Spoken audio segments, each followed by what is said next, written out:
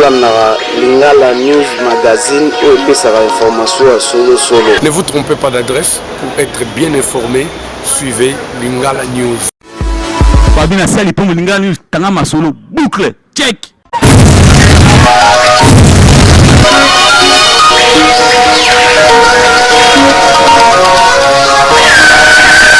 Salaki esengo mingi na orphelinat Semapar pona mosala malamu pe kitoko ya mobateli pate le pasteur Bienvenu Molongi ya Église Mission Internationale Foi en Action Mifana Mokuse oyo ezwami na commune ya Ngiringiri avenue Luka numéro 138 quartier Asosa.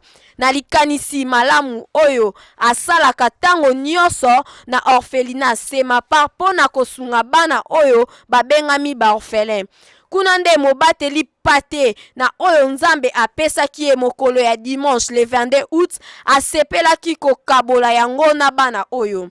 Toyoka ye moko le pasteur Bienvenu Molongi ndenge alobaki. Ok, nazana liloba ya koloba pona bandeko oyo batiaka biso maboko pona ko soutenir bana obo orphelin bana oyo baboti bazate ba para bazate. Donc nakoloba ke Nzambe apambola bango pour ba continuer toujours ko soutenir bana oyo babi loboko ekabaka bakata angote yango moni na remercier révérend pasteur Simon Pierre Mutukonde na mama Tete na bana na bango Joadi na Moïse bisika bazali na États-Unis. Nzambe ha pambola bango nazo remercier pe mama na biso Bongolo mama Bongolo na Victoire numéro 32 na commune à Kasavubu. Vraiment Nzamba pambola bango parce que chaque fois tant tout ça na programme ba orphelin donc bazang sarate ko tsalo boko pona ko sunga ba orphelin. Donc vraiment Nzamba pambola bango to bazanga te bakabukate na kombo ya Yesu. Amen. Atambola ki ye mokote toyoka délégation ya pasteur Lolenge pe balobaki na micro ya Lingala News. Tukana pesi Nzambe na ngai merci. Na oya pesa kabiso makasi tout moment pona kosunga ba orphelin. Nzambe azwa lokumu. Na zongisi lisusu na pesi batu nyonso balekaka na nzela na ngai pona ko soutenir ngai pona kozwa biloko ba orphelin pona koya kotikila bango. Nzambe apambola bana na bino bandako na bino misala na bino. Na tout moment tango na telemaka pona kosala musala ona ebisaka bino toyaka kotika biloko orphelin esika yango bozomona. Bolemba te pona koyeba kosala malamu pona orphelin okotala ba orphelin mususu baza makolongolo na tango komona nga na esika ya musala tango nazoteya nazobenga yo mama pusana meme la gomme na yo yaka nango yambala simato ya kotikela bango lisusu kolemba kosala bolamu te na sima na bango ba responsable ya orphelinat Semapar pe bazanga ki malobaki na pasteur Bienvenu parce que misalo ezaka pona lelo te mais asala yango mikolo nyonso pe tango nyonso na bandeko ba olanda nga bisika bozali bopesa mosala Nzambe confiance soko za na lisungi moko pona bana yo za na tango akoya te oza na makasi akoya te pesa ye akomema ngo pe ekomela biso toza katikati ya orphelinat Semapar oyo ezwami na commune ya Selembao avenue Boma numéro 72 72 et quartier Inga référence na biso ezali kaka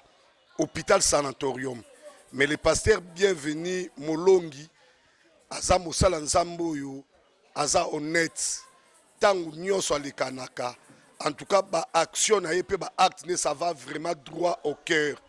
Nzamba lola apambola ye apambola lutomo pe apambola libota ne mobimba na kombo na Yesu. Baloba te po bazwa zero banani yango ba orphelin pe bazanga ki lisusu maloba te na miko ya Lingala News. Je lui donne seulement merci à ce qu'elle a fait pour nous.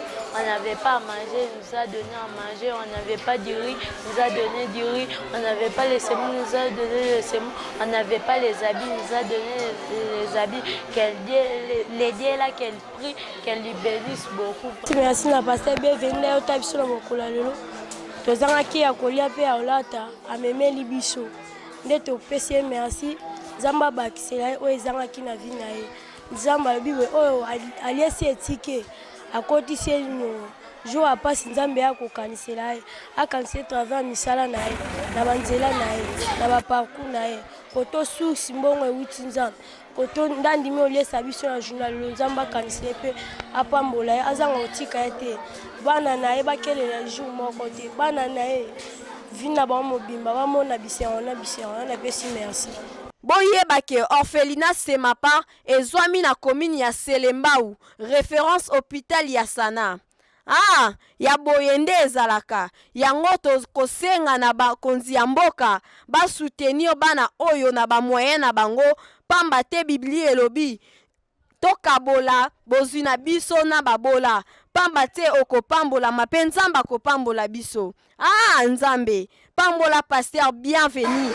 Bon, mutu aza na posa akutana na biso église na biso ezali na commune ya Ngiringiri, commune ya Ngiringiri, avenue Luka numéro 138, quartier Asosa.